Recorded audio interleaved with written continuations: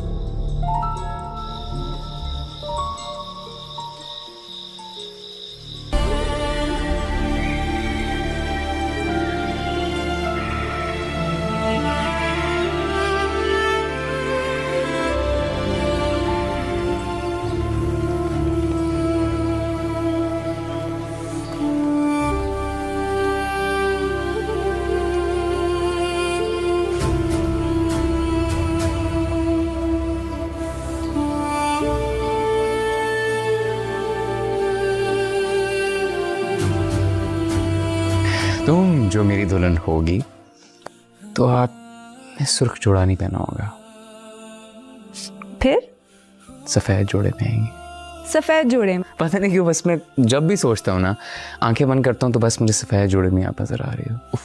इतनी खूबसूरत, बस रोना न निकल जाए मेरा क्यों।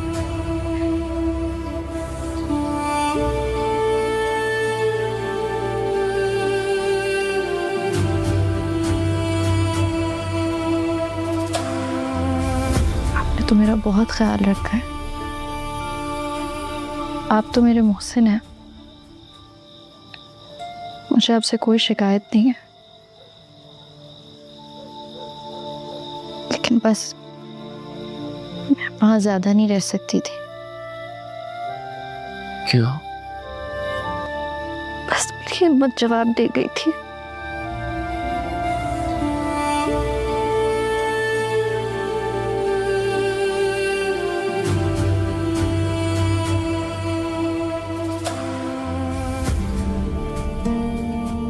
तू फिक्र नहीं कर मामा, मैं सबको देख लूंगा। शाबाश, यही बहादुरी मैं तेरे अंदर देखना चाहता हूं। डरना नहीं है सरबुलंद से और शराब से, तेरा मामा है ना। वैसे सरदारी का तो हक तेरा था, तुझे मिलनी चाहिए थी सरदारी। तू ज्यादा बहादुर है और काबिल है सरबुलंद से। बस करते मामा, ये बातें सुनकर मेरा खून जलता है। किस तरीके से सरबुलंद खान और सोराब को रास्ते से हटाया जाए? मामा, जब मैंने शेर दिल को किसी काबिल नहीं छोड़ा तो फिर ये शहरी बच्चा किस काम का? बहुत जल्द तुझे खबर मिलेगी, ना सोराब रहा ना सरबुलंद। तो सोच, हमारा और वो इलाका सब हमारा होगा। वहां की जमीन है, वहां के खेत, पत्थरों की कानें हमारी होंगी। हमारी सरदारी होगी वहां।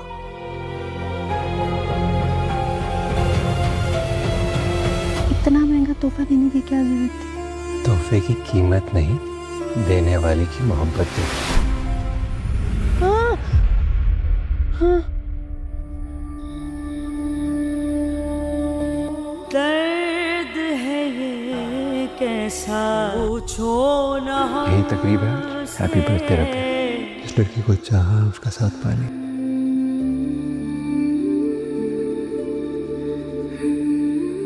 दिल के तमाम तर सच्चाइयों और गहराइयों से तुमसे मोहब्बत करता हूँ और हमेशा करूँगा।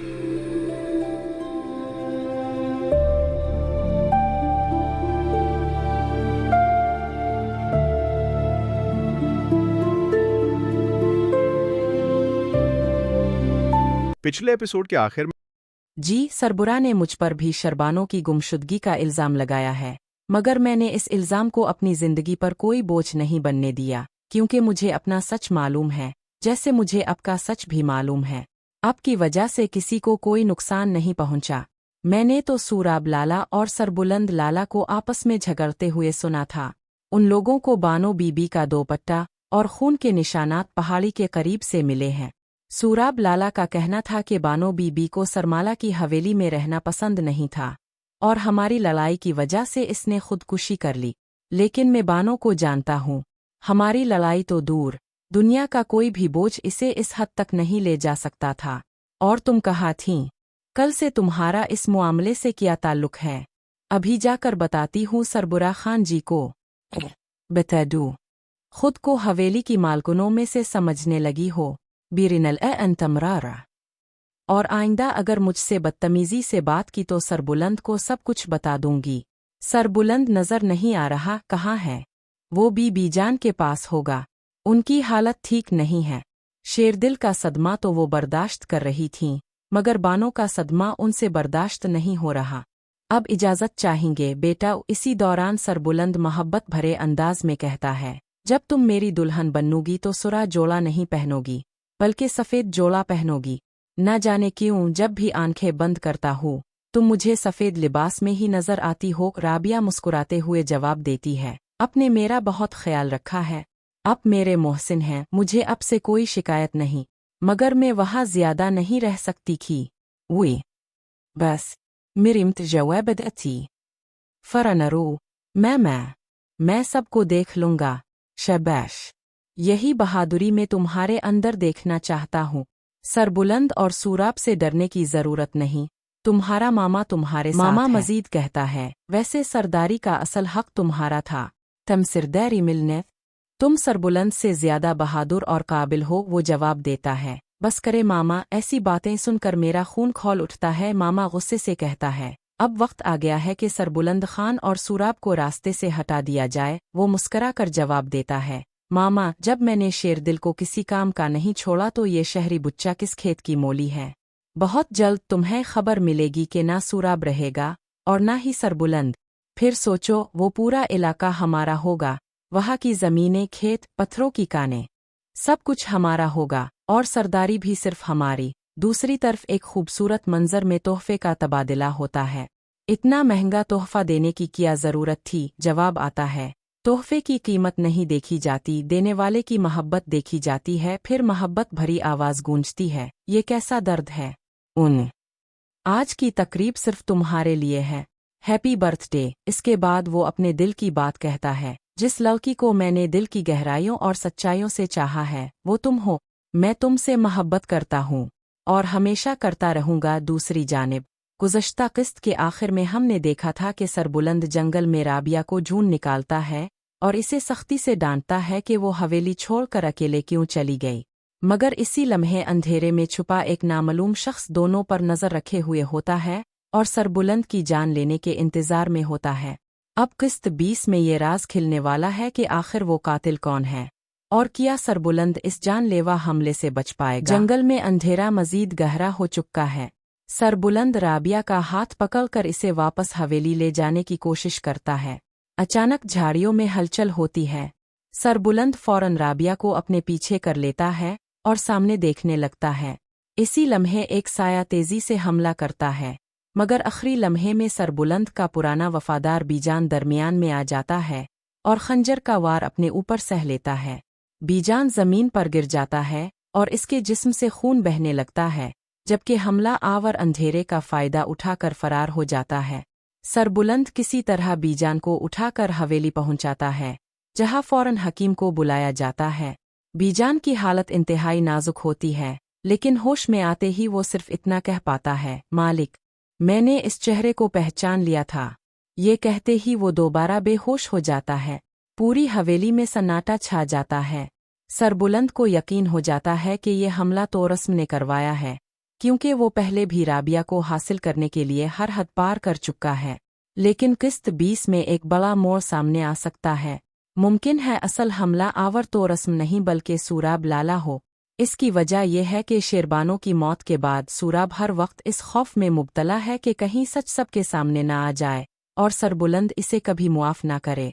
इसीलिए वो चाहता है कि सरबुलंद रास्ते से हिट जाए, ताकि हवेली की बागडोर इसके हाथ में आ जाए और हकीकत हमेशा के लिए दफन हो जाए। दूसरी तरफ राबिया खुद को इस हमले का जिम्मेदार समझने लगती है। वो सरबुलंद से कहती है, जब से मैं इस हवेली में आई हूँ अपने साथ सिर्फ मौत और तबाही ही लाई हूँ। सरबुलंद इसे तसल्ली देते हुए कहता है, कसूर तुम्हारा नहीं बल्कि उन लोगों का है जो नफरत और लालच में अंधे हो चुके हैं। वो इस मुश्किल वक्त में दोनों के दरमियान मौजूद जज्बाती रिश्ता पहले से भी ज्यादा मजबूत होता दिखाई देता है।